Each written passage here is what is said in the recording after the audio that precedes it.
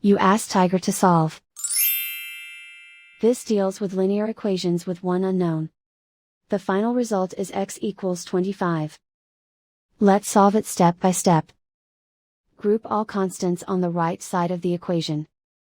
Add 5 to both sides. Simplify the arithmetic.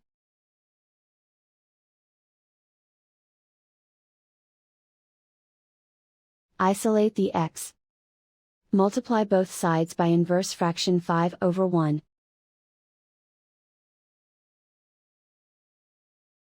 Group like terms.